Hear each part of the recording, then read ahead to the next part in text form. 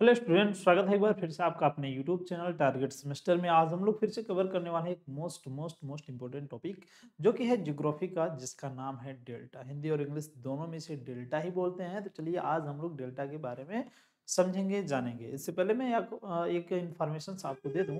वो इन्फॉर्मेशन ये है कि आप जा करके अभी तक टारगेट गुरुकुल ऐप को डाउनलोड नहीं किया तो जल्दी से जाकर डाउनलोड कर लीजिए और साथ ही साथ व्हाट्सएप और टेलीग्राम ग्रुप को ज्वाइन कर लीजिए। इससे सबसे बड़ा प्रॉफिट आपको ये मिलने वाला है कि किसी भी प्रकार का इंफॉर्मेशन, चाहे वो किसी भी यूनिवर्सिटी से रिलेटेड हो, सबसे पहले टारगेट गुरुकुल ऐप पर और व्हाट्सएप और टेलीग्राम ग्रुप में डाल दी जाती हैं।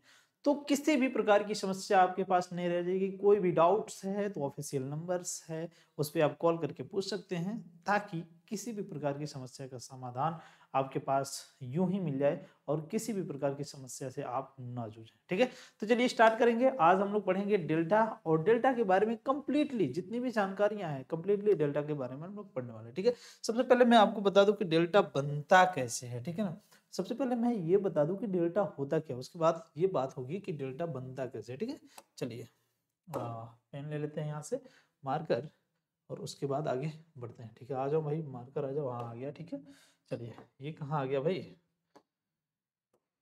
ये कहाँ आ गया। हाँ देखिए, ये है डेल्टा आपका। ठीक है, देखिए डेल्टा की अगर हम लोग बात करें तो डेल्टा होता क्या है, इसको समझना जरूरी है। मैं आपको बता दूं कि सबसे बड़ा डेल्टा सुंदरबन डेल्टा आपके जो है भारत में ही पड़ता है। ठीक है ना, और भारत में नहीं हम लोग बोलेंगे, ठीक है ना, ये पड़ता है बांग्लादेश में। बांग्लादेश में, ठीक है ना, बांग्लादेश में बेसिकली कहाँ पे, तो ये जो है जहाँ समुद्र, जहाँ समुद्र में नदियां नदियां मुहाना बनाती हैं, मुहाना बनाती हैं। ठीक है ना, अच्छा चलिए ये बातें आपने समझ लिया कि जहां नदियां समुद्र में अपना मुहाना बनाती हैं वहां पे बनता है डेल्टा। और सुंदरबन डेल्टा लगभग विश्व का सबसे बड़ा डेल्टा माना जाता है, बहुत ही फेमस डेल्टा है। ठीक है, वहां पे बंगाल टाइगर पाए जाते हैं, ये भी आपको याद रखना है। बंगाल बंगाल टाइगर, बंगाल टाइगर, ठीक है ना, बंगाल टाइगर, या फिर ऐसे लिख सकते हैं बंगाल टाइगर। ठीक है, क्लियर है, ये पाए जाते हैं वहां पे। ठीक है, अब हमें ये समझना है कि डेल्टा आखिर बनता कैसे है। तो चलिए मैं आपको बता दूं कि डेल्टा बनता कैसे। ठीक है, एक मिनट, थोड़ा सा मुझे लगता है कि मैं अगर नोट्स ले लेता हूं तो ज़्यादा बेहतरीन होगा। चलिए नोट पे आ जाते हैं। ठीक है, ये खुल जाओ भाई, अरे खुल तो जाओ। हाँ खुल गया नोट। ठीक है, सबसे पहले मैं आपको बता दूं कि पहाड़ी, पहाड़ी मतलब अच्छा पेन ले लो पहले। देखिए पहाड़ियाँ होती हैं और पहाड़ियों से कुछ इस प्रकार से नदियाँ नीचे आती हैं। ठीक है, पहाड़ियों से कुछ नदियाँ नीचे आती हैं, यह है बेसिकली माउंटेन। ठीक है, और यहाँ से नदी आती है नीचे। ठीक है, अच्छा जब नदियाँ नीचे आती हैं तो मान के चलिए कि एक नदी उधर चली गई और एक नदी हम यहाँ से उदाहरण लेना, ऐसे ऐसे ऐसे ऐसे गई और फिर जो है ऐसे। ठीक है, अब यहाँ से आती हैं तो यहाँ पे ढाल, ढाल तीव्र होता है। क्या होता है, तीव्र होता है। तो नदियां बहुत तेजी के साथ नीचे आती हैं और ऐसे सिचुएशन में ये किसका निर्माण करती हैं, जल प्रपात का निर्माण करती है, जल प्रपात। ठीक है ना, जल प्रपात। ठीक है, इंग्लिश में इसे वाटरफॉल बोलेंगे, वाटर, वाटरफॉल। ठीक है, जलप्रपात बनाती हैं, वाटरफॉल बनाती हैं। ठीक है, अब जब ये नदियां यहाँ से गिर रही हैं डायरेक्ट, ठीक है, अच्छा डायरेक्ट गिरने का मतलब क्या है, तीव्र जब होता है और मान के चलिए कि यहाँ से यहाँ तक ऐसे पहाड़ है और नदियां यहाँ से ऐसे आ रही हैं, ऐसे ऐसे से, और डायरेक्ट ही गिर जा रही हैं, एक तरीके से झरना बना रही है, झरना। ठीक है, तो इसको हम लोग जलप्रपात के नाम से जानते हैं। अब आगे बढ़िए, यहाँ पे नदियां कुछ इस प्रकार से आती हैं, ये आती है मैदानी भागों में। कहाँ पे, मैदानी भाग में। मैदानी भाग में जब ये नदियां आती हैं तो ये नदियां विसर्प बनाती हैं। क्या बनाती हैं, विसर्प। ठीक है, और यही विसर्प मतलब सर्प का आकार ले लेती हैं, और यही विसर्प जब कुछ ज्यादा हो जाता है, मान के चलिए कि कुछ ऐसे इस तरीके से ज्यादा हो जाता है, ऐसे ऐसे। ठीक है, ठीक है, तो एक समय के बाद कभी कभी ऐसा होता है कि ये वाला पार्ट कट जाता है और नदियां ऐसे बन जाती हैं। मतलब यहाँ से आई ऐसे, ठीक ऐसे जाने लगी नदी। ठीक है ना, कैसे, ऐसे देखिए, नदी आई और ये, अरे बंद हो जाओ भाई, अरे बंद तो हो जाओ, ये क्या खुल गया भाई, बैक जाओ, कट जाओ, 1 मिनट, कट जाओ भाई। हाँ,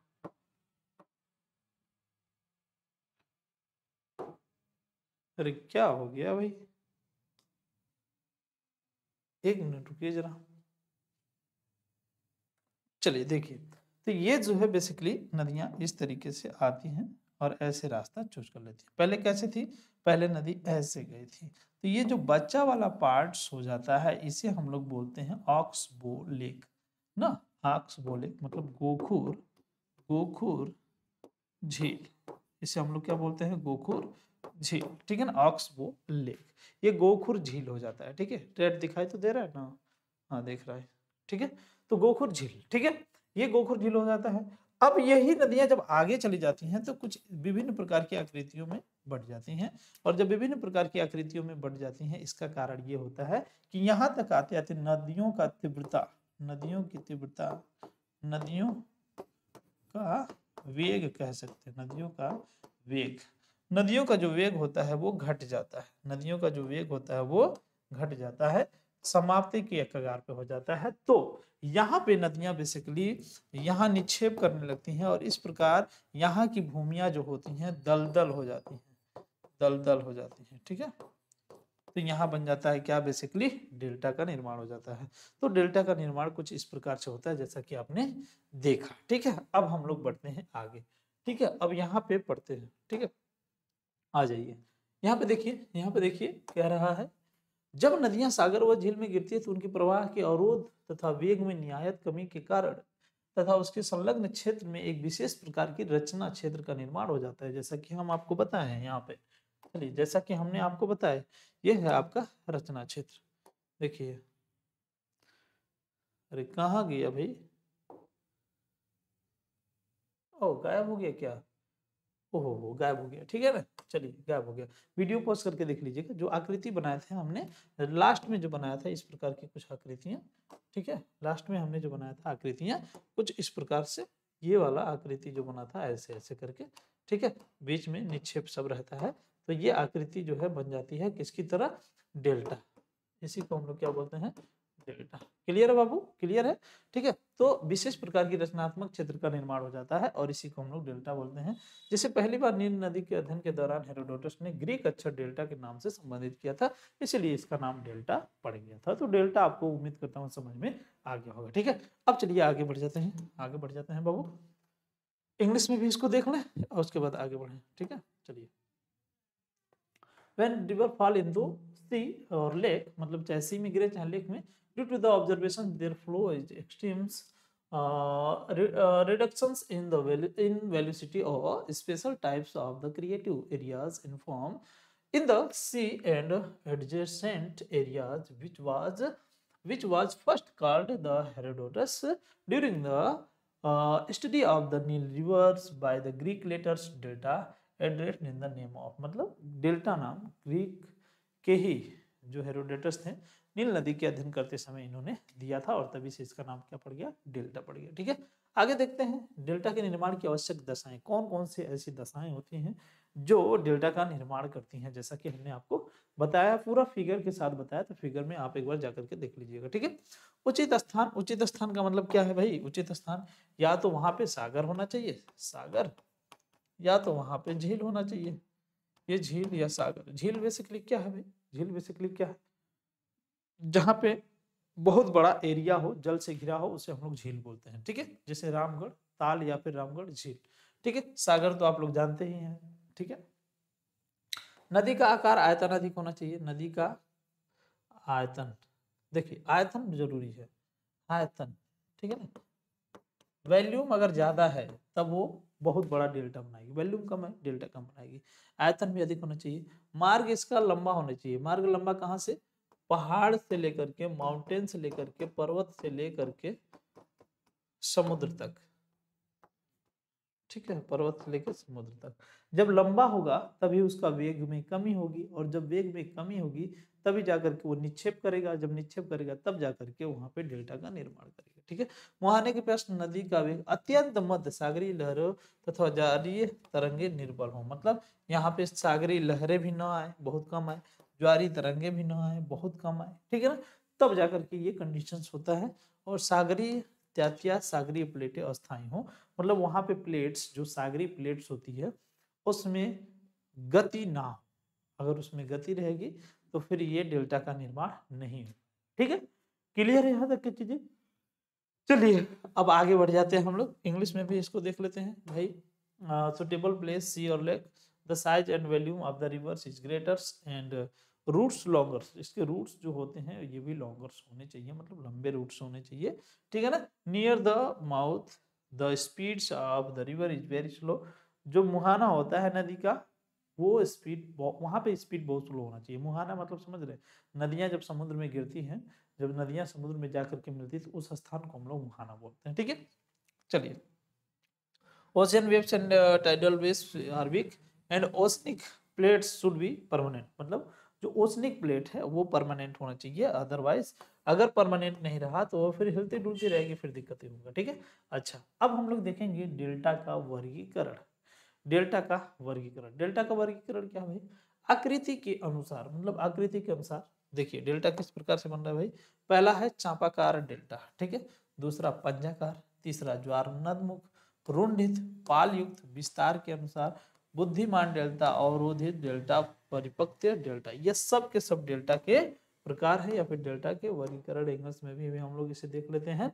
आर्च डेल्टा, ठीक है ना, आर्च डेल्टा मतलब चापाकार, ठीक है, उसके बाद क्लेसेप्ट डेल्टा, और उसके बाद स्ट्यूराइंस डेल्टा, फिर रुंडित डेल्टा, और उसके बाद पल्यूकटा, जिसे हम लोग वीक डेल्टा भी बोलते हैं, according to detail and rising delta, ठीक है, और ब्लॉक डेल्टा और अबेंडेंट डेल्टा। ठीक है ना, ये इतने प्रकार के वो डेल्टास हैं। ठीक है, चलिए आगे देखते हैं हम लोग चापाकार डेल्टा क्या होता है, इसको समझते हैं, उसके बाद आगे बढ़ जाते हैं। ठीक है, चापाकार डेल्टा क्या होता है भाई, इसका निर्माण उस समय होता है जब नदी की मुख्य धारा द्वारा पदार्थों का निक्षेप बीच में अधिक होता है, इससे बीच का भाग निकला हुआ, किनारे का भाग सकरा होता है।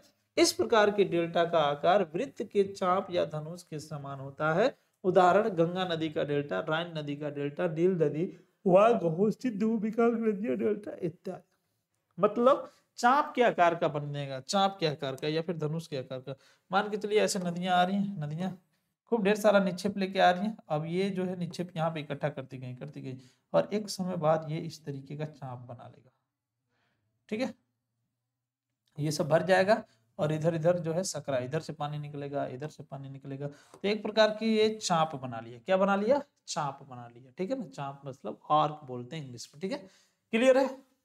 तो इस तरीके के डेल्टा के उदाहरण कौन कौन से देंगे आप लोग, गंगा नदी का डेल्टा, राइन नदी का डेल्टा, उसके बाद आपका वांगो नदी का डेल्टा, सिंधु नदी, मेकांग नदी, सब के सब ये सब डेल्टा। बात समझ में आ गई, चाप डेल्टा। ठीक है, आर्क शेप्ड डेल्टा। और कह रहा है कि it is form when the depositions of the materials by the main streams of the rivers is more in the middle. Due to this, the middle parts of pluggings and the edged parts of narrow, मतलब जो middle parts होता है ज्यादा उठता जाता है और side side का पार्ट सकरा होता जाता है और साइड से पानी निकलने लगता है। ठीक है, सकरा होता जाता है, parts is narrow. The shape of this types of the delta is like an arc and bow of circles.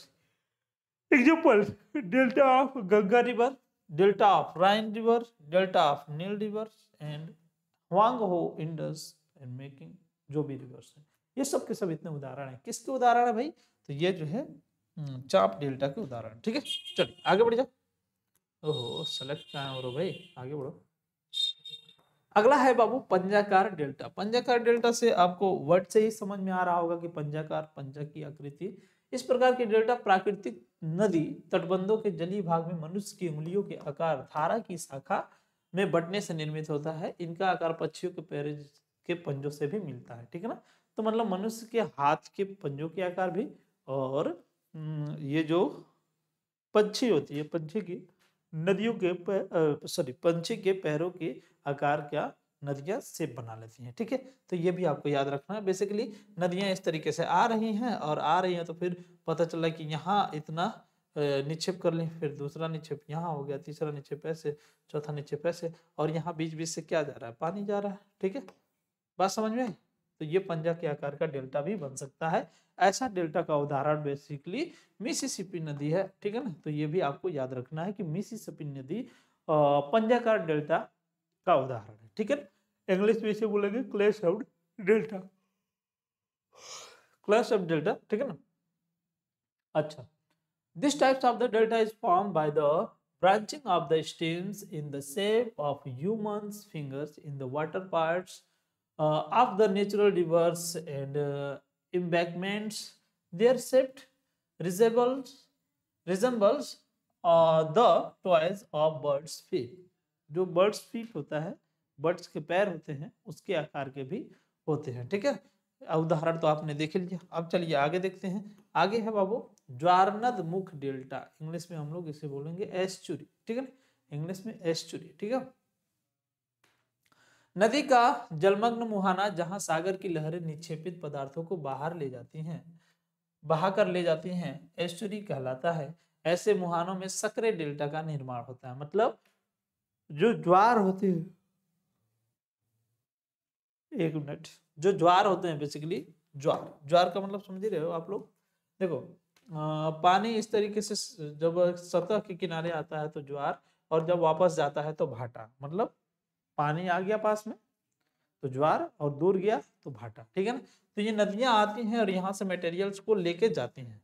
नदियां आती हैं, यहाँ के मटेरियल्स को लेके जाती हैं, यानी कि निक्षेपित पदार्थों को बहाकर लेके चली जाती हैं।